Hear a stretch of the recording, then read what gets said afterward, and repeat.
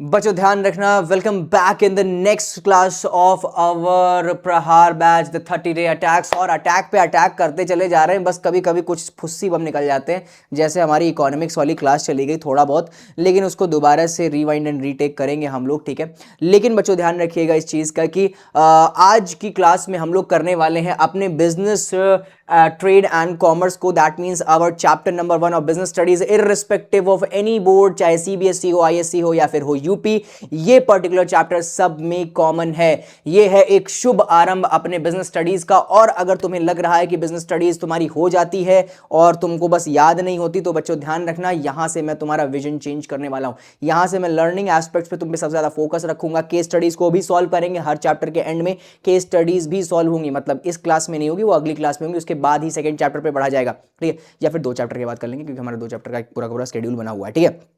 और बच्चों ध्यान रखिएगा, नोट्स बनाते रहना। तुम वहां पे बैठे हो तो मैं तुम्हें देख तो नहीं सकता, लेकिन तुम्हारा एक प्रॉमिस और एक कमिटमेंट मेरे साथ चलना चाहिए कि जितना भी पढ़ेंगे प्रॉपर तरीके से लिखते हुए चलेंगे। मैं नहीं कह रहा कि तुम पूरा का पूरा बोर्ड छाप दो, लेकिन उतना तो लिखो जितना तुम्हारे दिमाग में स्टक ऑन एंड रिमेंबर रह जाए कि मैंने इस क्लास में इतना पढ़ा था। The reason behind that, class का पूरा स्ट्रक्चर बढ़ता चला जाएगा, क्लास की जो डेंसिटी है वो इंक्रीज होती चली जाएगी। क्या पता दिन में आज 4 क्लासेस हैं तो कल को हम लोग 5 भी कर दें, करेंगे नहीं, लेकिन कहने में क्या जाता है, चौड़ बढ़ती है, ठीक है। So boys and girls, this is Priyansh Dixit and you are watching commerce club. जल्दी जल्दी 90% स्कोर करते हैं, कमान कमान कमान। और ध्यान दीजिएगा बच्चों, हर दिन ये चीज रिपीट करनी बहुत जरूरी है। 2 दिन से शायद हम लोग रिपीट नहीं कर रहे थे, लेकिन स्टिल माइंड को फोकस करना है, सीधा का सीधा स्टेबल रहना है कि अपने कंसेप्ट को लेके, और जल्दी जल्दी जल्दी जल्दी चार्टर्ड अकाउंटेंट, ज्यादा से ज्यादा चार्टर्ड अकाउंटेंट्स क्रिएट करने हैं, ठीक है। सीतापुर में से 20 चार्टर्ड अकाउंटेंट है, अभी शायद 21 हो जाएगा जल्दी जल्दी, ठीक है। तो सीधी बात यह है कि जल्दी जल्दी चार्टर्ड अकाउंटेंट्स की जो मतलब कमी बैठी हुई है ना, इसको फुलफिल करते हैं, और बाकियों को क्यों मौका दें जब उस सीट पे हम बैठने के लायक हैं, ठीक है। तो शुरू करते हैं बच्चे आज की शुभ आरंभ इस क्लास की, that means our business trade and commerce chapter number 1 of our business studies. तो बच्चे ध्यान दीजिएगा, हमारे इस चैप्टर में कहीं ना कहीं हमें बिजनेस के बारे में इंट्रोडक्शन दिया जाता है, और बिजनेस क्या होता है इसके बारे में बताया जाता है, और सबसे ज़रूरी चीज़ ये बात करी जाती है कि इस बिज़नेस के अलग अलग तरीके होते हैं करने के। एग्जाम्पल के तौर पे कुछ बिज़नेस करते हैं तो उसी का कुछ छोटा भाई प्रोफेशन में चले जाते हैं, और उसके निम्न वर्ग में कहीं ना कहीं हम लोग बात करने लग जाते हैं, दैट मीन्स अवर प्रोफेशन की। तो सीधी बात यह है कि हम लोग बिजनेस ट्रेड एंड प्रोफेशंस के बारे में भी बात करेंगे। उसके साथ साथ बच्चों ध्यान रखिएगा, यहाँ पे हम लोग को हुंडीज़ एंड चिट्टीज़ के बारे में भी बात करना है, और साथ साथ में हमें थोड़ा बहुत हिस्ट्री भी देखना है इस पर्टिकुलर चैप्टर का। ज़्यादा कुछ नहीं है, लेकिन इतना सरल भी नहीं है। तो बच्चों ध्यान दीजिएगा, सबसे पहला टॉपिक इस चैप्टर का क्या है। तो बच्चे ध्यान रखेंगे, हमें सबसे पहले बिजनेस स्टडीज में बिजनेस को समझाने से पहले बिजनेस की नीड या फिर ह्यूमन की नीड को बहुत अच्छी तरीके से समझाया जाता है। यहां पे लिखा हुआ है कि जो ह्यूमन नीड है, people require essential goods like food, clothes and housing and services to live. सीधी बात यह है कि अगर हर इंसान को, अगर मैं इस देश के बारे में बात करता हूं, हर इंसान की स्पेसिफिक कुछ रिक्वायरमेंट्स होती हैं। दैट मीन्स अगर जीने के लिए खाना ज़रूरी है तो उसके साथ साथ रहने के लिए छत, और कभी कभी अगर आपकी इनकम और लाइफस्टाइल बहुत ज़्यादा इन्हांस है तो आप अननेसेसरी खर्चे कर सकते हैं, लेकिन कुछ हमारे पास एसेंशियलिटीज़ होती हैं जिनको हम लोग को कहीं ना कहीं डिग आउट करना होता है।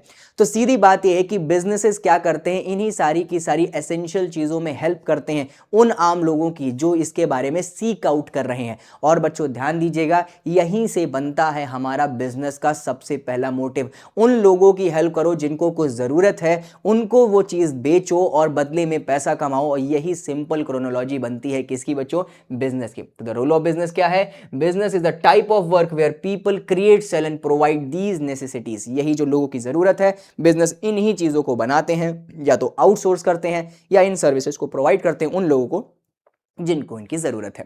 आगे बात करें, गोल क्या है, द प्राइमरी जो गोल है वो बिजनेस का सिंपल यही रहता है कि लोगों की नीड्स को पूरा करो और उसके बिहाफ पे पैसा अर्न करो। बच्चों ध्यान दीजिएगा, अगर हम लोग बात करते हैं सीधे सीधे उन लोगों के बारे में जो ये लोग सोचते हैं कि यार हम लोग पैसा दें और ना भाव टू भाव लगा दो, यार ना तुम पैसे क्यों कमा रहे हो, तुम इतने अमीर क्यों हो। हमारे रियलिटी में, हमारे विजन के रियलिटी में ये है कि सिर्फ हम और सिर्फ हम पैसा कमा सकें, दूसरा कभी भी कुछ पैसा ना कमाए। मेजर टाइम पे बिजनेस इसी का बहुत बड़ा फायदा उठाते हैं। बिजनेस का मेजर रोल क्या है, सीधा लिखा हुआ है, लोगों की नीड्स को सेटिस्फाई करो और प्रॉफिट जो मोटिव है मेन, उसे अर्न करो। लेकिन स्टिल यहाँ पे बिजनेसेस कभी कभी सेल जैसे शब्द और डिस्काउंट जैसे शब्द या by one get one free जैसे शब्द या फिर कुछ फ्री वाउचर्स या फ्री जैसे शब्द यूज करते हैं जो लोगों को इस तरीके का आभास दिलाते हैं कि आपकी नीड तो सेटिस्फाई हो जाएगी और बिजनेस कभी भी पैसा ही नहीं कमा पाएगा। बट ये बिल्कुल एक फेक रिप्रेजेंटेशन होता है। हर बिजनेस सेल्स और डिस्काउंट देने के बाद भी अच्छा खासा पैसा अपनी जेब में रख लेता है। लेकिन बच्चों ध्यान रखिएगा, अगर यहां पे बिजनेस पैसा नहीं कमाएगा तो वो कल को आपको कभी भी वो सर्विसेज और वो गुड्स रेंडर नहीं करके दे पाएगा जिसके आप हकदार हैं। आप वो पर्सन है जो डिमांड करते हैं, बिजनेस वो करता है जो आप कहते हैं, लेकिन उसके अगेंस्ट में हर चीज के पीछे कोई ना कोई कॉस्ट होती है। और अगर कुछ चीजें जो वर्ल्ड के सबसे टॉप एलिट बिजनेस बन के बैठे हुए हैं, जो लाइक फेसबुक, उसके बाद व्हाट्सएप, इंस्टाग्राम और वगैरह वगैरह, स्नैपचैट, तो बच्चे ध्यान रखना उधर मेजर क्वेश्चन आता है कि वो सर तो सारे के सारे फ्री हैं, तो हम लोग को वहां पे भी तो सर्विसेज मिल रही हैं। दैट मीन्स अगर मैं व्हाट्सएप पे कॉल करता हूं तो मुझे वो फ्री पड़ती है इन कंपैरिजन ऑफ मुझे रिचार्ज कराना पड़ता है अपने फोन में अगर मुझे एक टेलीकॉम सर्विस से कॉल करनी पड़ती है। तो बच्चों ध्यान दीजिएगा, टेलीकॉम सर्विसेज में आपके चार्ज पड़ते हैं क्योंकि वो सर्विसेज रेंडर कर रहे हैं। अगर आपको कोई भी चीज फ्री ऑफ कॉस्ट मिल रही है तो बच्चे ध्यान रखना कोई भी चीज फ्री नहीं होती, लाइक इंस्टाग्राम, यूट्यूब। बच्चे ध्यान रखना जहां कुछ भी फ्री है तो कॉस्ट आप बन जाते हैं, उसकी प्राइस आप पे करते हैं। कैसे करते हैं? एड्स को देख के, उनका रेवेन्यू जनरेट करवा के, ट्रेंड का हिस्सा बन के और उसके साथ साथ मैनिपुलेट होके, जैसे वो तुम्हें मैनिपुलेट करके बनाना चाहते हैं वैसे। तो बच्चे ध्यान रखिएगा, यही हमारे सिंपली गोल्स होते हैं बिजनेस के। सिंपल, अगर सिंपल सॉर्टेड वे में अगर कहा जाए तो पैसा कमाओ। किस तरीके से पैसा कमाना है? लोगों की नीड्स को फुलफिल करके। आगे बात करते हैं इंपॉर्टेंस क्या है। So business are vital because they ensure that the community has access to the everything required to the daily life. बच्चों ध्यान रखिएगा, जितने अच्छे और जितने फ्लरिश बिजनेस एक जगह पे काम कर रहे होंगे उतना ही अच्छा वहां की लिविंग एंड लाइफस्टाइल होगी। अब बहुत जगहों पे, बहुत समय पे ऐसा होता है कि जहां पे आपको चीजों की जरूरत होती है और लेकिन स्टिल वहां पे वो चीजें अवेलेबल नहीं होती हैं। यहां पे एक बहुत ज्यादा निचली वर्ग के लोग जो हैं वो तो सरवाइव कर लेते हैं, लेकिन वो लोग नहीं सरवाइव कर पाते जिनकी रिस्पेक्टिव इनकम उन निचले वर्ग से ज्यादा होती है। एग्जाम्पल के तौर पर एक रिच और पुअर कैसी भी कंडीशन में, कैसी भी लाइफस्टाइल में वो कहीं ना कहीं गुजारा कर लेगा, लेकिन एक रिच पर्सन जिसकी आदत पहले से खराब हो रखी है वो कभी भी वहां पे रिक्वायर्ड अपने लाइफ स्पैन को कभी भी जी ही नहीं पाएगा। इसीलिए बिजनेस उन सारी की सारी रिक्वायर्ड को फुलफिल करने के लिए वहां पे प्रेजेंट होते हैं। इसका एक बेस्ट एग्जांपल है, अगर आप मेट्रो सिटी पे लें, मेट्रो सिटी के बाद टायर 1 सिटी आती है, टायर 2 सिटी आती है, टायर 3 सिटी आती है। जिस जगह से मैं बिलोंग करता हूं तो वो तो बच्चे टायर 3 सिटी है। दैट मींस वहां पे सबसे लीस्ट फंक्शनैलिटी में बिजनेस काम करते हैं। दैट मींस वहां के बिजनेसेस बिल्कुल लीस्ट फंडेड होते हैं और वहां पे सिर्फ उतनी ही चीजें मिलती हैं जितने सर्वाइवल और थोड़े बहुत शो ऑफ के लिए काम आ जाए। लेकिन वहीं पे टायर 2, टायर 1 और मेट्रो सिटीज लाइक, और उसके साथ साथ जो आपके स्पेशल इकोनॉमिक जोन्स होते हैं वो तो काफी अलग ही मैसिव लेवल पे बढ़े हुए हैं, जैसे चेन्नई हो गया, कोलकाता हो गया, बैंगलोर हो गया, पुणे हो गया। ये सब लोगों की जगह पे जहां बिजनेस वहां पे कैरी फॉरवर्डेड हो रहे हैं वो बहुत ज्यादा लेविश है, तो वहां के लोगों की needs and wants over fulfil हो जाती है और कभी कभी उनकी डाइवर्स डिमांड्स हो जाती हैं कि अब उनको वो चीजें चाहिए जो और लोगों के हाथ में कभी आ ही नहीं वाली हैं, क्योंकि वहां पे वैसे बिजनेस एक्ट ही नहीं कर रहे हैं जैसे ऐसी जगहों पे बिजनेस एक्ट कर रहे हैं। तो मैं ज्यादा नहीं बोलना चाहता, बस इतना है कि बिजनेस फुलफिल करता है यही सारी की सारी रिसोर्सेज का। अगर बिजनेस नहीं है तो ये चीजें फुलफिल नहीं हो पाएंगी और ये चीज फुलफिल नहीं हो पाई तो भाई दुकान ही नहीं है आईफोन खरीदने का, तो आईफोन का भौकाल कैसे झाड़ोगे? ठीक है, आगे बात करते हैं। सो भाई सीधी बात है, human needs, role of business क्या है? यही चीजों को बनाओ और इसको बेच दो। ठीक है, गोल क्या है? अपना पैसा कमाना है। ठीक है, तो बच्चे ध्यान रखिएगा, हर एक पर्टिकुलर बिजनेस का नीड्स एंड वांट्स होता है और नीड्स एंड वांट्स में उनको चाहिए पैसा और तुम्हारी नीड्स एंड वांट्स को वो फुलफिल करते हैं। ठीक है, आगे बात करते हैं बच्चों। नेक्स्ट टॉपिक जो है हमारा हिस्ट्री ट्रेड ऑफ कॉमर्स। तो बच्चे ध्यान रखना, जो हमारी पर्टिकुलर हिस्ट्री है भाई, कहीं ना कहीं से तो इसकी शुरुआत हुई होगी और ये शुरुआत कहां से हुई है उसको हम लोगों ने यहां पे दर्शाया है। बच्चों ध्यान रखना, ये जो हमारे कॉमर्स और ट्रेड की जो शुरुआत थी, तो trade of the business have been very important in India since old times. पुराने समय से ही हमारे भारत में ये जो पैसा है और ये जो ट्रेड हो रही है ये बहुत ज्यादा इंपॉर्टेंट है। लोग यहां पे आते थे, ठीक है, आई गेस मैकाले था, आई गेस वही था शायद, जो यहाँ पे आता था, यहाँ पे आया था और वहाँ पे उसने देखा कि एक पर्टिकुलर ओल्ड इंडियन की बात कर रहे हैं, जो ब्रिटिश एडवेंट ऑफ ब्रिटिश से पहले की बात कर रहा हूँ मैं, तो वहाँ पे देखता है और वो कहता है कि यहाँ पे सोने का जो एक पूरा का पूरा बल्क लगा हुआ है और वो सोने को पकड़ के एक औरत जो है सब्जियां तौल रही है, मतलब सोने की ब्रिक से सब्जियां तौल रही है और सोना ऐसे पड़ा हुआ है। तो वो पूछता है यहाँ से कि यार इतना सारा सोना, ये प्रीशियस मेटल आप लोगों ने ऐसे स्टोर करके क्यों रखा है, आपने इसको कहीं छुपा के क्यों नहीं रखा? तो इन्होंने कहा यहाँ पे इसकी अबेंडेंस है यहाँ पे बहुत ज़्यादा, इसकी वैल्यू इतनी ज़्यादा नहीं है जितना आप वेस्टर्न कंट्रीज में इसको वैल्यू करते हैं। इसको देख के उन्होंने एक अपनी बुक में भी रिप्रेजेंटेशन दिया था कि भाई यहाँ इंडिया ऐसा वैसा देश नहीं है, ऑल दो एजुकेशन सेक्टर और टेक्नोलॉजिकल सेक्टर में कहीं ना कहीं बैकवर्ड है, यहाँ पे अभी भी एडमिनिस्ट्रेशन नहीं बैठा हुआ है, लोग इंग्लिश नहीं बोल पाते हैं जो हमारी यूनिवर्सल लैंग्वेज है, यहाँ पे आज भी राजा महाराजा है, कोई एक्चुअल एडमिनिस्ट्रेशन नहीं है, यहाँ पे एजुकेशन, कम्युनिकेशन, रोड ट्रांसपोर्ट ये सब कुछ नहीं है, इंफ्रास्ट्रक्चर बहुत लो है, लेकिन स्टिल ये एक सोने की चिड़िया है। तो बच्चों ध्यान रखना, उन्होंने ही हमारा ये जो शब्द है देश का सोने की चिड़िया रखा था। तो क्यों? क्योंकि ट्रेड बहुत ज्यादा अच्छी तरीके से चलती थी, यहाँ पे ट्रेड एक बहुत सूदिंग स्ट्रक्चर में चलाई जाती थी और बहुत से देश, हम लोग उन पे डिपेंडेंट नहीं था, वो लोग हम पे डिपेंडेंट थे कि उनको मेजर स्पाइसेस ट्रेड करने होते थे, मेजर प्रीशियस स्टोन्स और हैंडीक्राफ्ट्स में अगर ट्रेड करना होता था तो वो इंडिया ही आते थे। आगे बात करते हैं, long ago India was famous for the trade with other countries, जैसा कि मैंने अभी आप लोगों को बताया, like cities like Harappa and Mohenjodaro. तो बच्चे ध्यान रखना, ये तो बहुत पीछे चले गए, हमारे दुनिया की सबसे इनिशियल सिविलाइजेशन में से एक जो हड़प्पन सिविलाइजेशन थी उसके बारे में बात हो रहा है। ये हड़प्पन सिविलाइजेशन कुछ भी नहीं है, इंडिया और पाकिस्तान के बीच में लाइक इन द रिवर के पड़ोस में स्टेबल्ड कहीं ना कहीं एक ये सिविलाइजेशन थी जहां पे लोग काफी ज्यादा अपग्रेड हो चुके थे, जहां पे बोट्स थी, वहां पे खुद के कॉइन्स थे और इवन इफ लोग एग्रीकल्चर से हट के ट्रेड करना शुरू कर दिए थे। लेकिन उसके बाद हिस्ट्री ऑफ ब्लैकआउट आया जो 300-400 साल का था, जहां पे कुछ क्या हुआ किसी को भी नहीं पता चला। दैट मीन्स कुछ लोग कहते हैं सुनामी आ गई, कुछ लोग कहते हैं कि बाढ़ आ गई, कुछ कहते हैं कि तूफान आ गया, कुछ कहते हैं कि आग लग गई, कुछ कहते हैं सूखा पड़ गया, लेकिन किसी भी हिस्टोरियन के पास ये पर्टिकुलर डेटा अभी भी नहीं है हमारे पास। तो बच्चे ध्यान रखना, ये जो सिविलाइजेशन है ये इंडिया की सिविलाइजेशन है और ये इंडिया की civilization one of the initial civilization में से एक मानी जाती है जहां पे ह्यूमैनिटी मतलब इंसानों की शुरुआत हुई थी। तो उन सिविलाइजेशंस में से कहीं ना कहीं एक सिविलाइजेशन कैरी करता है हमारा भारत और were the big trading centres for all over the world. ठीक है, they traded with Mesopotamia and exchange things like gold, silver, copper, gems, उसके साथ साथ आपके पर्ल्स और आपके सी शेल्स एज वेल। ठीक है, तो ये सारी की सारी चीजें वहां पे ट्रेड होती थी और बच्चों ध्यान रखिएगा ये सारी की सारी ट्रेडिंग बहुत सूदिंग चलती थी। अभी हम लोग थोड़ा सा कमजोर हो गए, जिसका मतलब ये नहीं है कि हमारा पास्ट कमजोर था, लेकिन बच्चों ध्यान रखना उतार चढ़ाव अपने एक जीवन की प्रॉपर तरीके से एक सीक्वेंशियल ऑर्डर है, मतलब इसको हटाया नहीं जा सकता, कोई चीज ऊपर है तो वो नीचे जानी है और कोई चीज नीचे है तो बच्चे ऊपर आनी ही आनी है। आगे बात करते हैं, people also use coins and weights to buy and sell goods. मैंने बताया था ये हजारों साल पुरानी जो सिविलाइजेशन है वहां पे पहले से ही कॉपर कॉइन्स और गोल्ड को हम लोग एक तरीके से मेजर करना सीख गए थे, उन्हें ट्रांजैक्ट करना सीख गए थे। लेकिन वो 400 साल का और 300 साल का वो जो गैप क्रिएट हुआ जिसको कोई भी आज तक नहीं समझ पाया, उसके बाद जब सिविलाइजेशन और जो क्या कहते हैं भारत शुरू हुआ, उसके बाद से जो ह्यूमैनिटी शुरू हुई वो फिर से वही गाय बकरी और भेड़ चराने लग गई थी। मतलब हम लोगों ने एक वेल डेवलप्ड इकोनॉमी को बर्बाद होते हुए देखा है और फिर से हम लोग वही गाय भैंस चराने लग गए थे, जिससे हमारा सबसे पहला जो क्या कहते हैं युग शुरू हुआ था। That means Veda and all क्या कहते हैं वैदिक एरा शुरू हुआ था, वेद एंड ऑल तब बनना शुरू हुए थे। मतलब हड़प्पन सिविलाइजेशन के बाद से कहीं ना कहीं वेद एंड ऑल की जो क्या कहते हैं लिखाई थी वो शुरू हुई थी। तो ये काफ़ी ज़्यादा डीप हिस्ट्री है, इस पर ज़्यादा हम लोग नहीं जा सकते cause we are studying business not history. तो सीधी बात है, येट इंटरेस्टिंग है, अगर इसके बारे में और डिटेल जानना चाहते हैं आप लोग तो थोड़ा सा रिसर्च कर सकते हैं। ठीक है, आगे बात करते हैं। तो बच्चे ये कुछ स्पेसिफिक सिविलाइजेशंस के बारे में कुछ यहाँ पे पिक्चुलर रिप्रेजेंटेशन है। लोग एक्चुअल में काम करते थे, ऐसा नहीं है कि सिर्फ और सिर्फ दिखावे की बात थी, लोग एक्चुअल में ट्रेड कर रहे थे।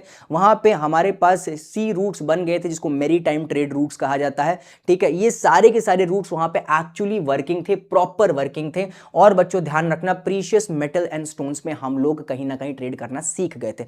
लेकिन उसके बाद क्या हुआ, अगेन कोई हिस्टोरियन नहीं निकाल पाया, तो मैं कहां से निकाल लूंगा। ठीक है, आगे बात करते हैं बच्चों।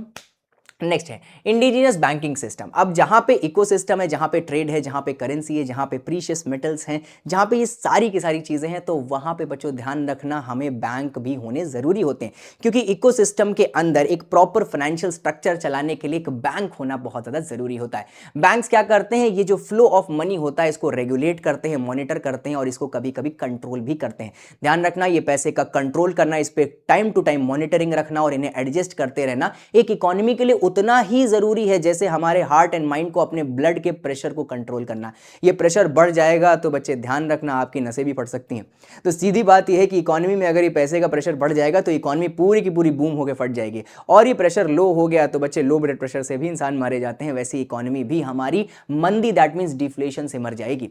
तो सीधी बात यहां पे ये है कि ये बैंक्स हमारे बहुत ज्यादा मेजर रोल प्ले करते थे। आज जैसे हम लोग बैंक देखते हैं, इनसे कहीं ना कहीं हूबहू मिलती हुई फिगर इंडिजिनस बैंकिंग सिस्टम को रिप्रेजेंट करती है। इंडिजिनस का मतलब पौराणिक, बैंकिंग सिस्टम का मतलब पैसे का लेन देन करने वाली कोई एक शाखा।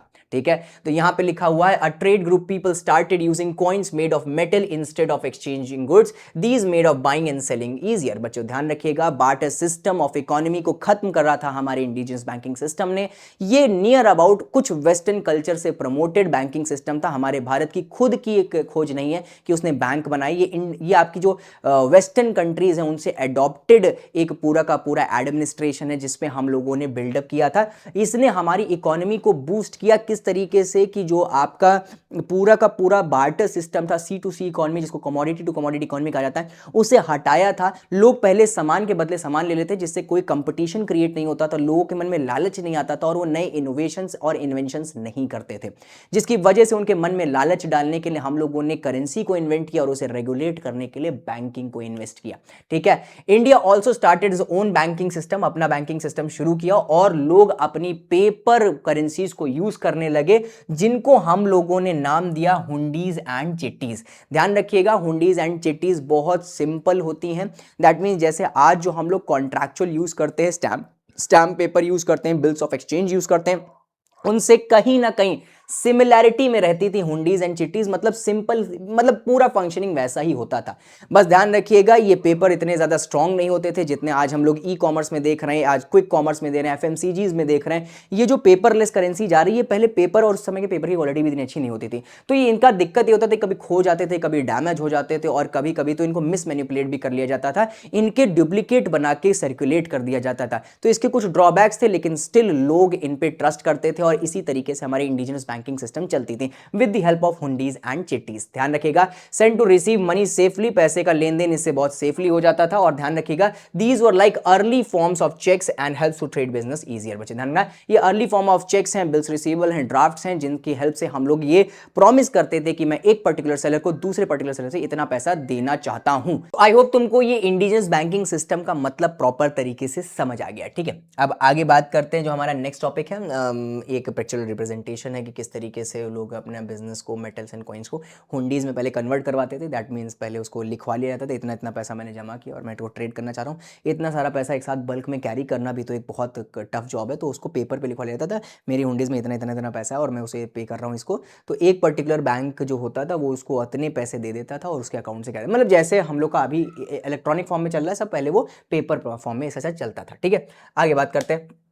Hundis and indigenous banking system में सबसे पहले हुंडी की डेफिनेशन क्या है। ठीक है, तो हुंडी का मतलब क्या है? हुंडी एक पेपर नोट है। ठीक है बच्चों, ध्यान रखिएगा, हुंडी क्या है बच्चों? ये एक पेपर नोट है जो इशू करी जाती है, use for payment similar to the modern cheques. जैसे आज हम लोग चेक्स पे इतना इतना अमाउंट लिख देते हैं और बैंक में जाके इन कैश हो जाता है, वैसे वहां पे भी हुंडीज पे इतना इतना पैसा लिख दिया जाता था और वो कोई भी इंडिजिनस बैंक में जाके इन कैश हो जाता था। उसके अगेंस्ट में करेंसी मिलती थी, जो रिस्पेक्टिव करेंसी देश में चल रही थी उस समय। ठीक है, द प्रॉमिस होता है, that means the person who wrote this hundi can unchangeable amount, the amount is a specific person. बच्चे ध्यान रखना, एक स्पेसिफिक पर्सन को इतना इतना पैसा मैं देना चाहता हूं और उसी पर्सन का नाम और जो अमाउंट लिख जाता है वो अनचेंजेबल होता है और नॉन नेगोशिएबल होता है, मतलब उसमें मोल भाव नहीं किया जा सकता और उसे चेंज नहीं किया जा सकता। एक बार लिख दिया, पत्थर की लकीर हो गई। ठीक है, दोबारा से मिट नहीं सकती।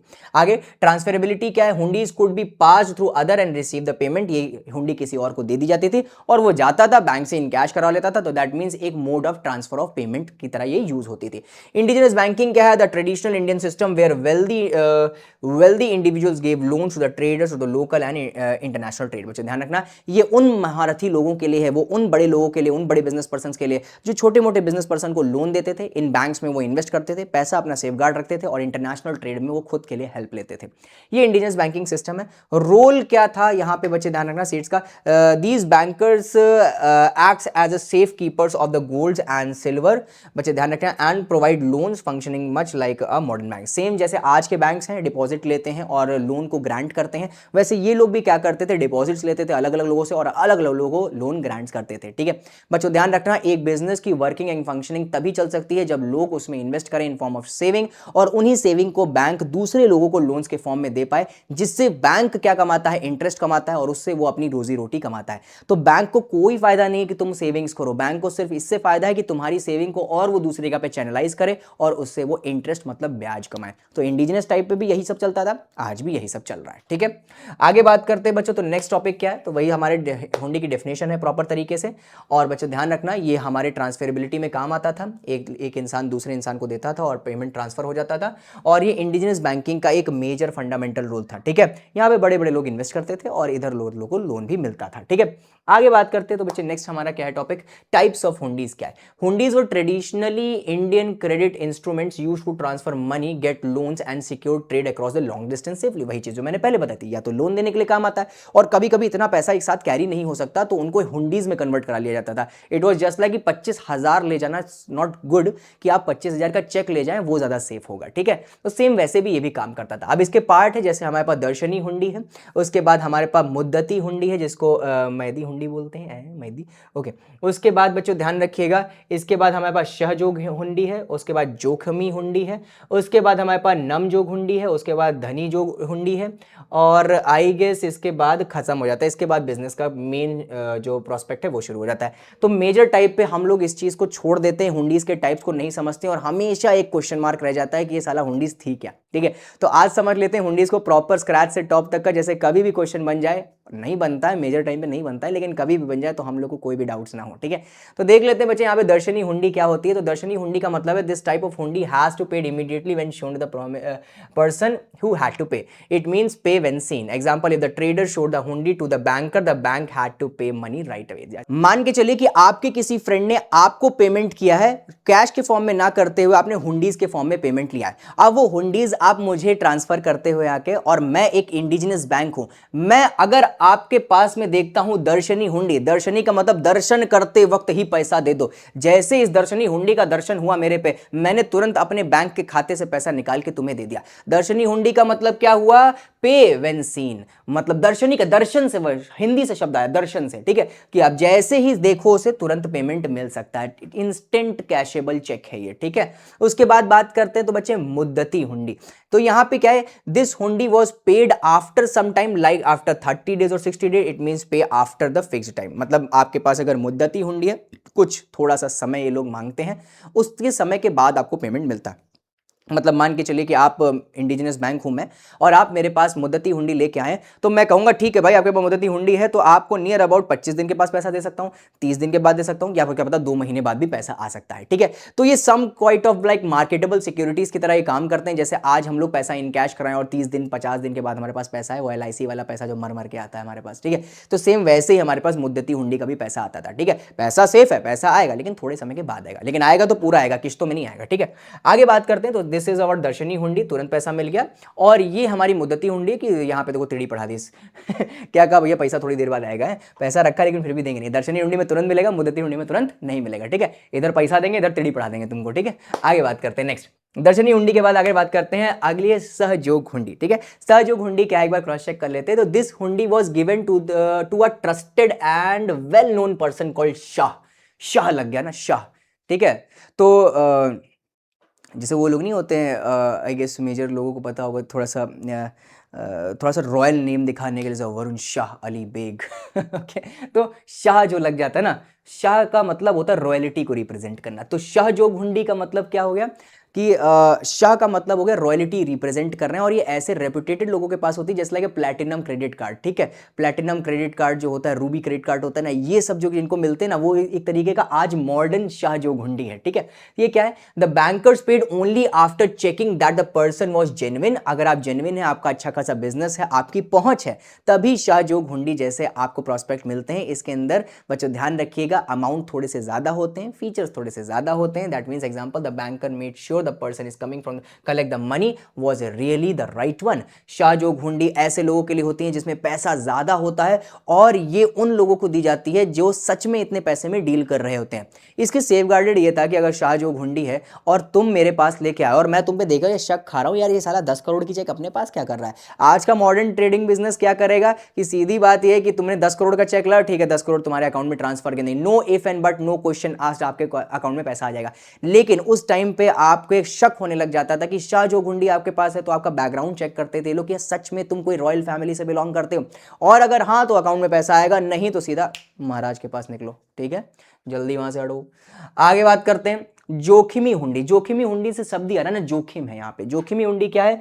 The hundi was use to sea traders, ठीक है, use by the sea traders when goods sent by ships. एक जगह से दूसरी जगह पे जब शिप्स पे गुड्स ट्रेड होते थे तो वहां पे जो हुंडी यूज होती थी, जो mode of transferring payment use होता था, वो जोखिमी हुंडी होती थी। The good were lost in the sea, no money was paid, ठीक है। If the good were reach safely then payment will be made, ठीक है। Example work like insurance for goods sent by ship. तो बच्चों ध्यान रखिएगा, अगर मैं यहां पे बात करता हूं, तुम मान के चलो कि मैं शिप वाला हूं और तुमको यहां से गुड्स जो हैं वो अप्रोक्सीमेटली ऑस्ट्रेलिया पहुंचाने हैं, ठीक है।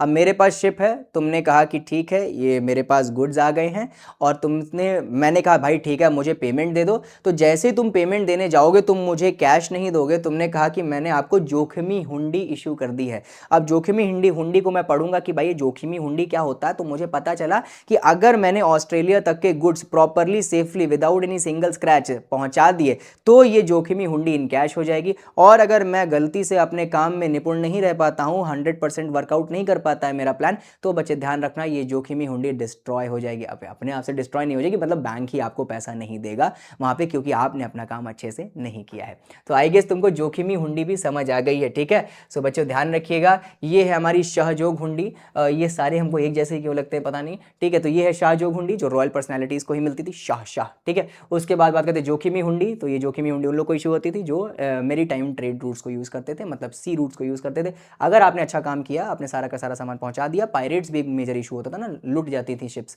तो अगर आपने काम कर लिया अच्छी तरीके से तो पैसा इन कैश हो जाएगा, अन्यथा इन कैश नहीं होगा, इसलिए जोखिम तो था बच्चों, ठीक है।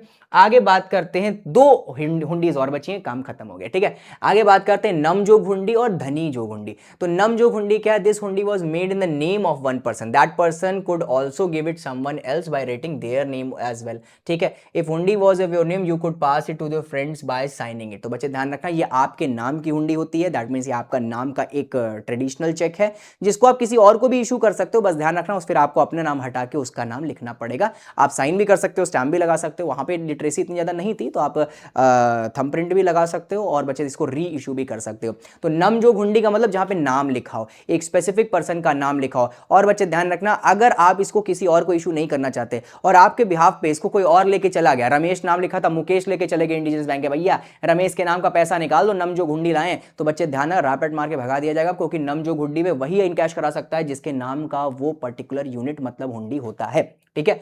आगे बात करते हैं बच्चे धनी जोग हुंडी। तो धनी जोग हुंडी क्या रहेगा? This hundi could be paid to anyone who has in hand the person of hundi the paper could get the money. तो धनी जोग हुंडी का मतलब क्या है? धनी का मतलब जिसको मिल गई वो धनीमान हो गया, ठीक है। तो सीधी बात यह है कि हुंडी किसी के पास भी हो, कोई भी इसे इनकैश कर सकता है, just like a general cheque आप ले जाते हैं। और बच्चे ध्यान रखिएगा इसको ब्लैंक चेक की तरह है, बिल्कुल आपने उसको देखा है, बस इसमें अमाउंट लिखा होता है, ठीक है। आप जाते हैं दिखाते हैं बैंक में और आपको तुरंत पैसा मिल जाता है। वो सोने की मुद्राएं दे दें या फिर आपको प्रीशियस स्टोन्स दे दें या फिर आपको वहां की जो करेंसी चल रही थी वो दे दें, डिपेंड करता है। तो ये धनी जोग हुंडी होती है, ठीक है। तो धनी जोग हुंडी बहुत इन जनरल होती है और नम जोग हुंडी का नाम लिखा होना इज कंपलसरी, ठीक है। जिसका नाम होगा उसी को मिलेगा। यहाँ पे क्या लिखा है? रुद्र रामा सेठ, ठीक है, फॉर किशन लाल। ओके, तो सीधी बात है कि अब मतलब नाम लिखा है तो मिल जाएगा, नहीं लिखा है तो नहीं मिलेगा। और हाँ, इसको आप दूसरे को इशू कर सकते हो। ये किसी के हाथ में भी आ जाए तुरंत इसको फ्री के नोट की तरह उड़ा देगा कोई जाके, ठीक है। इसको तुरंत इनकैश कर लेंगे, ठीक है। तो भाई सीधी काम खत्म होता है, आपका हुंडी पुंडी ट्रेडिशनल जो बिजनेस का स्ट्रक्चर था वो सब कुछ खत्म हो गया, ठीक है। तो बच्चों ध्यान रखना, हम लोगों ने अभी तक का क्या देख लिया है? हम लोगों ने ट्रेडिशनल फॉर्म ऑफ बिजनेसेस को देखा, बिजनेस क्यों शुरू होता है वो देखा, हम लोगों ने देखा ट्रेडिशनल अपने बैंकिंग सिस्टम को, हमारे जो चेकेबल्स थे उनको देखा, हिस्ट्री ऑफ इंडिया देखा और उसके साथ साथ हुंडीज के सारे टाइप्स देखे। सो आई होप तुमको ये सारी की सारी हुंडीज समझ आ गई कि मेजर टाइम पे बच्चों को बहुत ज़्यादा दिक्कत रहती है हुंडीज समझने में, क्योंकि हुंडीज उनको समझ ही नहीं आती। वो initial time of class 11th में जैसे वो घुसते हैं बिजनेस स्टडीज़ का तो मुंह खराब हो जाता है तेरे हुंडी देख के। मैं खुद 11th में आया तो मेरे को पता चला सर मैं क्या सब्जेक्ट ले लिया हूँ, ये क्या हुंडी पुंडी सुंडी है, ठीक है। लेकिन मैंने तुमको प्रॉपर तरीके से समझा दिया एंड आई होप इससे अच्छा और सिंपल एक्सप्लेनेशन तुमको हुंडीज का इससे पहले कभी नहीं मिला होगा, ठीक है। एंड आई होप तुमको ये चीज समझ आ गई है। तो अब हम लोग बढ़ सकते हैं अपने next topic, that means our initial start of our business, that means the word business came from the busy which means the being active in doing the work. Business का मतलब क्या है? एक पर्सन या बिजीनेस से, that means एक इंसान जो बिजी है पैसा कमाने के अंदर वही तो बिजनेस कर रहा है। एक इंसान बिजी है पैसा कमाने के अंदर, ठीक है। लेकिन बच्चे ध्यान रखना, मॉडर्न बिजनेस स्टाइल्स क्या कहती है? तो traditional business style, modern business style क्या कहती है? बिजी नहीं रहना, प्रोडक्टिव रहना। बिजी तो हर इंसान है। आप एक काम करिए, घर पे जाइए, घर पे कोई ऐसा अपनी टीवी उठाइए खोलने लग जाइए, बिजी हो गए आप, ठीक है। फिर उसको बंद करिए, फिर खोलिए, फिर उसको बंद करिए, फिर खोलिए, आप बहुत बिजी हैं। बिजी नहीं रहना है, प्रोडक्टिव रहना है, और प्रोडक्टिविटी इज द मेन की ऑफ द मॉडर्न बिजनेस। तो ध्यान रखिएगा, the business word came from the word busy. जो इंसान बिजी किस में? काम करने में। कैसा काम? So the business mean keeping yourself busy in the work that helps you to earn money.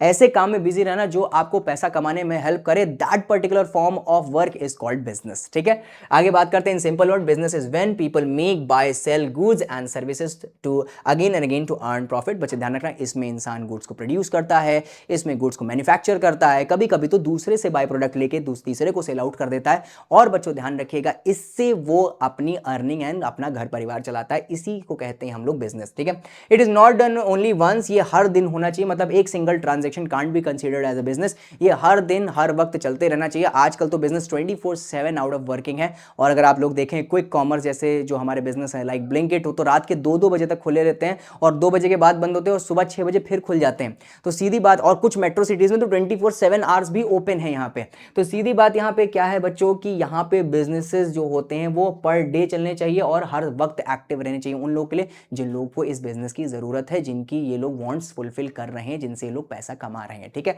आगे बात करते हैं एग्जांपल में, a factory that makes clothes, a shop that sell things, a person जो वर्क करता है किसी एज अ ब्रोकर और एजेंट, हर तरीके की ये चीजें बिजनेस के अंदर ही आती हैं। जस्ट आप लोगों की डिमांड को फुलफिल कर रहे हो। अब वो टैंजिबल भी हो सकती है, इनटैंजिबल भी हो सकती है, जैसे मेरा तुम्हारा रिश्ता इनटैंजिबल बिजनेस का है। तो बच्चे ध्यान रखना, ये सारी की सारी चीजें जो हैं हमारी किसके अंदर आती हैं बच्चों? बिजनेस के अंदर आती हैं। कल को तुम भी किसी को सर्विस दोगे, बिजनेस हो रहा होगा, ठीक है। कल को तुम किसी को सामान बेच रहे होगे तो बिजनेस हो रहा होगा। Depending on your skills, your formality and तुम्हारी एक्सपर्टीज कहां पे, तुम वहां पे पैसा कमा सकते हो। बस तुम्हें इतना पता होना चाहिए कि तुम किस तरीके से लोगों की दिक्कतों को दूर कर सकते हो। आई होप तुमको ये चीजें समझ आ गई हैं, ठीक है। आगे बात करते हैं बच्चों नेक्स्ट लिखा, this is the concept of the business, that means factory, broker, सब लोग जितने लोग भी सब काम करें सब बिजनेस के अंदर ही आते हैं, ठीक है। तो कंसेप्ट ऑफ बिजनेस क्या है? In our daily life people do make many kinds of work to satisfy their needs, ठीक है। तो बच्चे ध्यान रखना, आज के जमाने में बहुत से लोग काम तो बहुत सारे लोग कर रहे हैं। मैंने क्या कहा था, बिजी और प्रोडक्टिवनेस में दोनों में अंतर है, ठीक है। तो आजकल के लोग बहुत सारे काम कर रहे हैं। कुछ लोग जो काम पैसा लेके करते हैं वो आज फ्री कर रहे हैं। एग्जाम्पल के तौर पर एक्स्ट्रा क्लासेस लेना या फिर किसी एक टीचर से 6-6 घंटे 4-4 घंटे 5-5 घंटे पढ़ना, उसके लिए वो पैसा ले रहे हैं, ठीक है। लेकिन मैं वही चीज तुमको फ्री ऑफ कॉस्ट पढ़ा रहा हूं। तो दैट मीन जरूरी नहीं है कि एक काम जो हो रहा हो वो कहीं पे उस फर्स्ट फ्री हो रहा है तो कहीं पे वो पैसा भी लिया जा रहा है। यहाँ पे आपका देखिए तो पेट्रोल बहुत महंगा है, लेकिन सदर्न कंट्रीज में सस्ता है, या फिर कभी कभी तो फ्री भी दे देते हैं वो लोग, इतना ज़्यादा एबेंडेंस में है पेट्रोल वहाँ पे, डीजल वहाँ पे, क्रूड ऑयल इतना सस्ता है। लेकिन यहाँ पानी इतना सस्ता है कि कभी फ्री ऑफ कॉस्ट भी मिल जाता है। कुछ लोग कहते हैं कुछ तो नहीं, पानी तो पिला ही दो, लेकिन वहाँ पे पानी बहुत ज़्यादा महंगा है क्योंकि सदर्न कंट्रीज में नीचे गड्ढा खोदने से तेल निकलता है, पानी नहीं निकलता। तो सीधी बात यह है कि कुछ चीज़ें इकोनॉमिक मोटिव से करी जाती हैं, कुछ एक्टिविटीज़ नॉन इकोनॉमिक मोटिव से भी करी जाती हैं, ठीक है। तो जैसे यहाँ पे पानी पिलाना नॉन इकोनॉमिक मोटिव है, लेकिन सदर्न कंट्रीज में लाइक सऊदी हो गया, इराक हो गया, ईरान हो गया, यहाँ पे पानी पिलाना एक इकोनॉमिक एक्टिविटी के अंदर कैरी किया जाता है क्योंकि वहाँ पे उसकी किल्लत है, स्कैसिटी है। लेकिन वैसे ही जैसे वहाँ पे फ्री पेट्रोल और डीजल डाल देना किसी छोटी सी कार में, वो एक नॉन इकोनॉमिक एक्टिविटी और वो एक near about about sense of gesture और एथिक्स दिखाया जाता है, वैसे यहाँ पे वो एक इकोनॉमिक एक्टिविटी है, या कि यहाँ पे पेट्रोल बहुत महंगा है। तो सीधी बात यह है कि इकोनॉमिक एक्टिविटी जिसके अंडर में हम लोग पैसा कमा सकें और नॉन इकोनॉमिक एक्टिविटी जिसके अंडर में हम लोग पैसा ना कमा सकें। बच्चों ध्यान रखना, हम लोग बात कर रहे हैं बिजनेस स्टडीज की, तो non economic activity can't considered as business. जब भी हम लोग समाज के लिए सेवा करते हैं, कोई पर्सन किसी पुअर की हेल्प कर रहा है, कोई टीचर अपने कजन को पढ़ा दे रहा फ्री ऑफ कॉस्ट, तो ये सब नॉन इकोनॉमिक एक्टिविटी है। और बच्चों प्लीज इसको बिजनेस के अंदर कैरी मत करिएगा। हमें सारी की सारी इकोनॉमिक एक्टिविटीज के बारे में बात करना है, वो सारी की सारी एक्टिविटीज जो एक्चुअली में तुमको हेल्प करती हैं पैसा कमाने में, जहां पे तुम काम जो है वो फ्री ऑफ कॉस्ट नहीं कर रहे हो, पैसा कमा के कर रहे हो, उसके अगेंस्ट में तुमने कुछ कंसीडरेशन एक्सचेंज रखा है। ठीक है, आई होप तुमको ये सारी की सारी चीजें समझ आ गई। तो economic activities and non economic activities, just like this seller is selling something some goods like structure to someone, और यहाँ पे अगर आप देखें तो एक mother is preparing the food for her childrens. ठीक है, तो ये हमारा नॉन इकोनॉमिक एक्टिविटी है और ये हमारा इकोनॉमिक एक्टिविटी है। आई होप तुमको ये प्रॉपर तरीके से समझ आ गया। ठीक है, आगे बात करते हैं बच्चे, नेक्स्ट टॉपिक क्या है। नेक्स्ट टॉपिक जो है हमारा, next topic is our economic activity का एक डीप डिस्क्रिप्शन। ठीक है, तो बच्चे इकोनॉमिक एक्टिविटी क्या है? प्राइमरी मोटिव तो है बच्चे इसका कि अर्न करना है पैसा, प्रॉफिट और लाइवलीहुड कमाना है, अपना लिविंग एंड लाइफस्टाइल को अच्छा करना है। ठीक है, रैशनैलिटी का क्या है? These activities are guided by logic and financial gain rather than emotional and sentiments. ठीक है, ये सारी की सारी एक्टिविटी इमोशनल और क्या कहते हैं इन सब चीजों पे नहीं चलती है, मतलब कहने से इमोशंस पे ये कैरी फॉरवर्डेड नहीं है, ये भावुकता में नहीं चलती हैं चीजें। यहाँ पे आपको पैसा कमाना ही कमाना पड़ेगा। एग्जाम्पल के तौर पे अगर यहाँ पे मेजर टाइप में कभी कभी स्टूडेंट्स में से डिस्काउंट की बातें करने लग जाते हैं, लेकिन मैं वहाँ पे उनको डिस्काउंट देने के लिए समर्थ नहीं हो पाता हूँ। द रीजन बिहाइंड दैट, ये सारी की सारी चीज़ें कहीं ना कहीं बिजनेस के हेल्थ को हैम्पर करती हैं, और जो मैं सर्विसेज अभी तुमको दे पा रहा हूँ वो कल फ्यूचर में चल के कभी दे ही नहीं पाऊंगा। तो इसीलिए कभी कभी ऑफलाइन फीसेस में हम लोग डिस्काउंट करने लग जाते हैं, तब जाके हम लोग इतना सारा अबेंडेंस में डेटा तुमको दे पाते हैं, अबेंडेंस में तुम्हारे लिए पढ़ाई करवा सकते हैं, तुम्हारे साथ मेहनत कर पाते हैं। तो बच्चों ध्यान दीजिएगा कि ये सारी की सारी चीजें किसके अंदर आती है? रेशनैलिटी के अंदर। तो यहां पे हम लोग इमोशनल नहीं हो सकते हैं, यहां पे हम लोग को थोड़ा इकोनॉमिकल सोचना पड़ता है। ठीक है, आगे बात करते हैं एसेंशियल ऑफ ग्रोथ क्या है। Economic activities create goods and services. Economic activity नहीं होगी तो किसी के मन में लालच नहीं होगा, किसी के मन में लालच नहीं हो तो वो गुड्स एंड सर्विसेज नहीं बनाएगा, और जब गुड्स एंड सर्विसेज बनेंगी तो बच्चे ध्यान रखना कंट्री की इकोनॉमी ग्रो होगी। तो ये इकोनॉमिक एक्टिविटी होना बहुत ज्यादा जरूरी है, यही इकोनॉमिक एक्टिविटी इकोनॉमी क्रिएट करती है आपके देश में।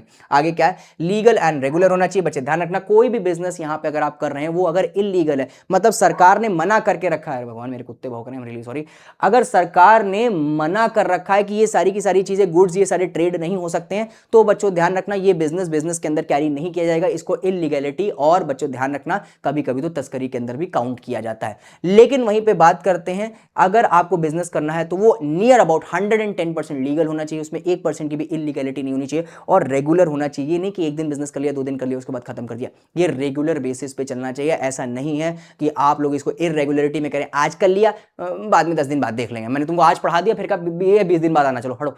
तो ये सारी की सारी चीजें जब होने लग जाती हैं तो बच्चे ध्यान रखना वो बिजनेस के अंदर कैरी फॉरवर्ड नहीं होता, वो एक हेल्प होती है, वो एक जेस्चर होता है, और एक नॉन इकोनॉमिक एक्टिविटी है। ठीक है, तो बच्चे ध्यान, इकोनॉमिक एक्टिविटी का प्राइमरी मोटिव आपका पैसा कमाना है, रेशनैलिटी में इमोशंस पे नहीं रहा, इकोनॉमिक ध्यान देना है, एसेंशियल फॉर ग्रोथ है क्योंकि यही पैसा आप प्रोडक्शन में हेल्प करेगा और यही देश को अपग्रेड करने में हेल्प करेगा, लीगल होना चाहिए और रेगुलर होना चाहिए। ठीक है, तो ये हमारा पूरा फैक्चुअल रिप्रेजेंटेशन है, एक बार जल्दी से आप लोग देखो, उसके बाद हम लोग नेक्स्ट टॉपिक पे बढ़ते हैं। ठीक है, जल्दी। सो स्टूडेंट्स बढ़ते हैं अपने नेक्स्ट टॉपिक पे, that is our next topic is our characteristics of business. बच्चों ध्यान रखना प्लीज, इस चीज पे ध्यान मत दीजिएगा, पहला जो नंबरिंग है थोड़ा सा गलत हो गया। ठीक है, तो हमारे पास जो कैरेक्टरिस्टिक्स हैं बिजनेस के, मतलब जो बिजनेस स्टडीज है उसके क्या कैरेक्टर है, वो कैसे कैसे फीचर्स रखती है अपने साथ, बिजनेस स्टडीज क्या है, मतलब बिजनेस किस तरीके का फंक्शनैलिटी रखती है इकोनॉमी के अंदर, वो एक बार देख लेते हैं। तो बच्चे सबसे पहले production and procurement of goods. तो बच्चे ध्यान रखना, प्रोडक्शन और प्रोक्योरमेंट करना ये दोनों ही एक बहुत वैलिड क्या कहते हैं पॉइंटर्स हो सकते हैं, फीचर हो सकते हैं, कैरेक्टरिस्टिक्स हो सकते हैं किसके, आपके बिजनेस के। तो बच्चे ध्यान रखना, कोई भी गुड्स अगर प्रोडक्शन और प्रोक्योरमेंट नहीं कर रहा है तो वो बिजनेस ही किस तरीके से करेगा। प्रोडक्शन का मतलब मैन्युफैक्चर करना गुड्स फ्रॉम रॉ मटेरियल्स, और प्रोक्योरमेंट का मतलब क्या है, buying the finish goods and sell to the others. ठीक है, मतलब प्रोडक्शन का मतलब क्या हुआ कि तुम स्क्रैच से गुड्स बनाना शुरू करो, एग्जांपल के तौर पे तुम कोई टी स्टॉल स्टॉल पे जाते हो तो टी स्टॉल वाला क्या करता है, स्क्रैच से रॉ मटेरियल से बनाना शुरू करता है आपके लिए चाय, और वो चाय आपको सर्व करता है। तो वो क्या कर रहा है, प्रोडक्शन कर रहा है टी का। प्रोक्योरमेंट का मतलब क्या होता है, उसी के साथ तुमने कह दिया यार एक बिस्किट भी दे दो 5 रुपए वाला, तो बिस्किट उसने नहीं बनाया, चाय उसने बनाई है रॉ मटेरियल के साथ, लेकिन बिस्किट वो क्या कर रहा है, प्रोक्योर कर रहा है। Production of T and procurement of biscuit, ठीक है। बिस्किट वो बना बनाया ही तुमको दे रहा है, तो प्रोडक्शन ऑफ टी हो गया, प्रोक्योरमेंट ऑफ बिस्किट हो गया, ठीक है। तो वही बिजनेस में प्रोडक्शन एंड प्रोक्योरमेंट बहुत ज्यादा जरूरी है। टाइप्स ऑफ गुड्स, कैसे कैसे भाई, कैसे कैसे गुड्स का प्रोडक्शन हो सकता है और कैसे कैसे गुड्स का प्रोक्योरमेंट हो सकता है। तो आप कंज्यूमर गुड्स बना सकते हो, जैसे डेली यूज गुड्स हैं, जैसे पेन हो गया, सोप हो गया, शुगर हो गया, थोड़े से पानी की बॉटल हो गया, फ्रूट जूस हो गया, ठीक है, दही छाछ मट्ठा अमूल मस्ती जो मैं पीता रहता हूं, तो वो सब क्या कंज्यूमर गुड्स हैं, वन टाइम यूज गुड्स हैं, तुरंत खत्म हो जाते हैं, ठीक है, एक बार सिंगल यूज में खत्म हो जाते हैं, ठीक है। आगे बात करते हैं इंडस्ट्रियल गुड्स। इंडस्ट्रियल गुड्स वो होते हैं जो दूसरे गुड्स को बनाने में हेल्प करें, जैसे स्टील हो गया, सीमेंट हो गया, ये कैपिटल बिजनेस में जैसे होते हैं, जिसमें इंडस्ट्रियल गुड्स होते हैं। एक मशीन बनाया जो आगे प्रोडक्शन करेगी, ठीक है, एक मशीन लेके आया जो कप्स बना रही है, एक मशीन लेके आया जो सोफा, वो प्लास्टिक वाले जो क्या कहते हैं वो होते हैं ना, कुर्सियां उर्सियां होती हैं, उनको मोल्ड कर रही है, मोल्ड कर रही है उसको। मोल्डिंग का मतलब क्या हुआ, उसको सांचे में डाल ली, पिघली हुई प्लास्टिक डाल के वो सांचे में कन्वर्ट होता है। तो ये क्या इंडस्ट्रियल गुड्स है। अगला होता है capital goods, like long term assets for production, example machines and furniture. उसके बाद कैपिटल गुड्स भी बना सकते हैं जो लॉन्ग टाइम गुड्स होते हैं, दैट मींस वो आगे फ्यूचर में आपको बहुत ज्यादा हेल्प देंगे for the production and distribution as well. जैसे आपका ट्रक हो गया, कैपिटल गुड है, ठीक है, कोई हैवी मशीनरी कैपिटल गुड है। तो इंडस्ट्रियल गुड भी हो सकते हैं, कैपिटल गुड भी हो सकते हैं, कंज्यूमर गुड्स भी हो सकते हैं। सर्विसेज भी आप रेंडर कर सकते हो, सर्विसेज कभी भी प्रोडक्शन और प्रोक्योरमेंट उसका नहीं होता, बच्चे सर्विसेज हमेशा रेंडर करी जाती है, तुरंत प्रोड्यूस होती है, तुरंत रेंडर हो जाती है, उसको दोबारा बाद में कोई पास्ट यूज नहीं होता। अब तो हम लोगों ने एडटेक प्लेटफॉर्म्स के थ्रू अपनी रिकॉर्डिंग्स को और अपनी मेहनत को स्टोर करना हम लोग सीख चुके हैं, लेकिन बच्चों ध्यान रखना आज भी ऐसे पता नहीं कई जगहों पे तंगलियों में ऐसे एजुकेटर्स हैं जो अपना हर दिन बोलते हैं, हर दिन पढ़ाते हैं, और उनकी मेहनत, कभी कभी टीचर क्या होता है एक समय पे बहुत अच्छा पढ़ाता है, लेकिन वही चीज़ वो अगली बार जब पढ़ाता है तो उतने इंटरेस्ट के साथ और उतनी नॉलेज के साथ वो चीज़ें नहीं पढ़ाता है। तो इसीलिए रिकॉर्डिंग्स क्लासेस की होना एक क्रूशियल चीज़ हो गई है आज के ज़माने के लिए। तो बच्चों ध्यान रखिएगा, सर्विसेज रेंडर होती हैं, इसीलिए सर्विसेज का सबसे बड़ा ड्रॉबैक ये रेंडर हो गई, मतलब तुरंत प्रोड्यूस हुई, तुरंत डिलीवर हुई, तुरंत कंज्यूम हो गई। मैंने प्रोड्यूस करी, डिलीवर करी तुमको कैमरा के थ्रू, और तुमने कंज्यूम कर ली, खत्म। ये इंस्टेंट प्रोडक्शन, इंस्टेंट कंजम्पशन होता है, इसलिए इसको रेंडरिंग कहते हैं, ठीक है। तो रेंडरिंग क्या है, services like intangible help like banking, transport, electricity, ये तुरंत बनती हैं, तुरंत खत्म होती हैं, इसके अलावा इनका और कोई स्टोरेज नहीं होता, ठीक है। तो इस तरीके के गुड्स प्रोड्यूस कर सकते हो और सेल्स कर सकते हो। तो सेम वही यहाँ पे पिक्चुरल रिप्रेजेंटेशन है हमारे पास। प्रोडक्शन हो गया, manufacturing of goods from raw material से स्क्रैच से जब प्रोडक्शन करते हैं तो प्रोडक्शन होता है, ठीक है। उसके बाद प्रोक्योरमेंट, मतलब आप डिस्ट्रीब्यूट कर रहे हैं, और बच्चे वही चीज़ है दोबारा से। टाइप्स ऑफ गुड कौन से हैं बच्चे, कंज्यूमर गुड्स हैं for daily use like pen, soap, sugar, और इसके साथ इंडस्ट्रियल गुड्स हैं, आपने स्टील एंड ऑल बनाई है, रॉ मटेरियल बना रहे हैं। इंडस्ट्रियल गुड्स मतलब रॉ मटेरियल, कोल हो गया, वुड हो गई, ये सारी की सारी चीज़ रॉ मटेरियल के अंदर, ये इंडस्ट्रियल गुड्स के अंदर आती है। कैपिटल गुड्स बड़ी बड़ी मशीनरी, हैवी अर्थ मूवर्स, ठीक है, ये सब कुछ किस में आता है, कैपिटल गुड्स में आता है। Services like banking, transport, electricity, ये सब किस में आता है बच्चे, सर्विसेज के अंदर। तो इन सारी तरीकों में ये सारी की सारी चीज़ें आप यूज़ करके बिजनेस कर सकते हो, गुड्स एंड सर्विसेज को प्रोड्यूस कर सकते हो, ठीक है। गुड्स भी है यहाँ पे, सर्विसेज भी है। गुड्स हैं आपके एक, दो, तीन तरीके के, सर्विसेज हैं एक तरीके की, ठीक है। कमर्शियल गुड्स, इंडस्ट्रियल गुड्स, उसके बाद कैपिटल गुड्स, सर्विसेज तो बस सर्विसेज होती हैं और कुछ नहीं। सर्विसेज के टाइप्स हो सकते हैं अलग अलग, लेकिन बाकी सर्विसेज तो सर्विसेज होती हैं, ठीक है। अगला क्या है, sales and exchange of goods and services. बच्चों ध्यान रखना, सिर्फ और सिर्फ गुड्स प्रोड्यूस कर लेना सब कुछ नहीं होता है, इसका सेल करना, इसे एक्सचेंज करना, ये सब की मतलब इसको बेचना भी बहुत ज्यादा जरूरी होता है। अगर buying and selling regular nature पर नहीं हो रही तो बच्चे ध्यान रखना बिजनेस बिजनेस कहलाता ही नहीं है। आगे बात करते बच्चे, रेगुलर डीलिंग होनी चाहिए, मतलब रेगुलरिटी 24/7 और पर डे, वीक के 7 डेज इसको कहीं ना कहीं ट्रांजैक्ट करना पड़ता है। हाँ, एक दिन ऑफ ले सकते हो तो सब लोग ही लेते हैं, ठीक है। आगे बात करते तो सेम भैया, सेल एक्सचेंज ऑफ गुड्स होना चाहिए, ठीक है। अगर आप फूड प्रोड्यूस कर रहे हैं तो you have to sell it that, ठीक है। और रेगुलर डीलिंग होनी चाहिए, सिर्फ एक दिन की डीलिंग काम नहीं आती बच्चे, हर दिन आपको डीलिंग करनी पड़ती है, ठीक है। आगे बात करते हैं, ठीक है। ओके अच्छा, यहाँ देखिएगा, नॉन बिजनेस है कुकिंग फॉर योर फैमिली, लेकिन बिजनेस क्या है, रनिंग अ रेस्टोरेंट, ठीक है। रेस्टोरेंट रन कर रहे हो तो रोज बनाना पड़ेगा है। अगर आप घर के लिए खाना बनाए तो एक दिन स्किप भी कर दो, रेस्टोरेंट से मंगा ले, तभी कोई बात नहीं है, ठीक है। तो बच्चे ये कोई बिजनेस नहीं है, ये बिजनेस के अंदर आता है, ठीक है। आगे अगर आप सेल कर रहे हो अपनी ओल्ड कार तो ये कोई बिजनेस नहीं है, ये आपकी जरूरत थी, ये आपका बिजनेस नहीं है। लेकिन अगर रोज आप अपनी कार सेल आउट कर रहे हो, रोज आप कार्स खरीदते ही सेल करने के लिए आपका शोरूम है कोई, तो ये बच्चे बिजनेस के अंदर आएगा, ठीक है। आगे बात करते हैं बच्चों, नेक्स्ट है earning profit. The main aim of business is to earn profit, यहाँ पे आप बिजनेस को सेंटिमेंट्स और एथिक्स से नहीं चला सकते हो, ठीक है, मतलब एथिक्स तो होने चाहिए, इमोशन से नहीं चला सकते हो। तो business try to earn profit by increasing sales and reducing the cost. Profit is in necessary for the survival, इसीलिए profit is a blood of the business, ठीक है।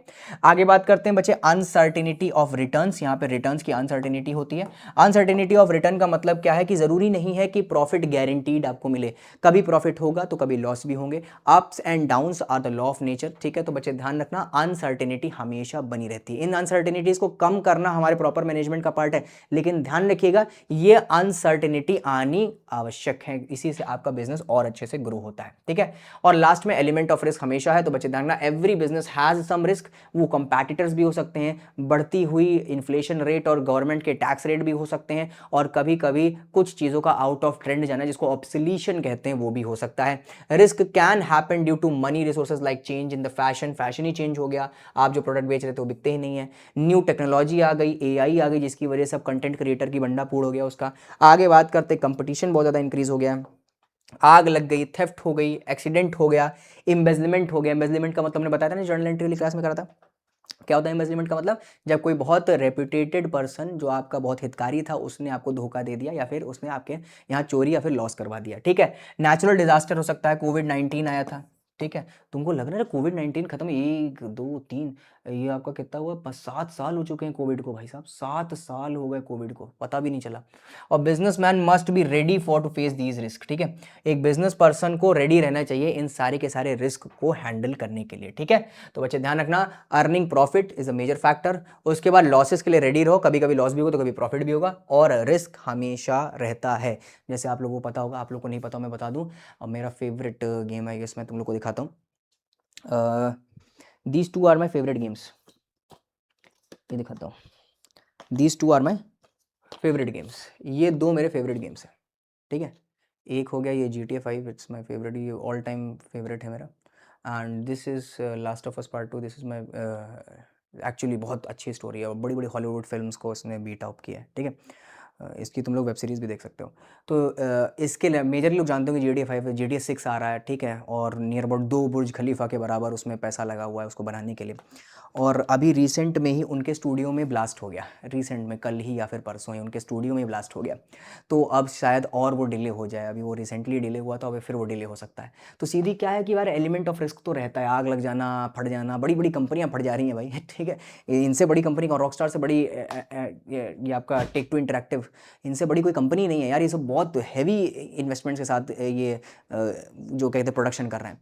तो सीधी बात ये है कि एलिमेंट ऑफ रिस्क तो रहेगा ही रहेगा, ठीक है।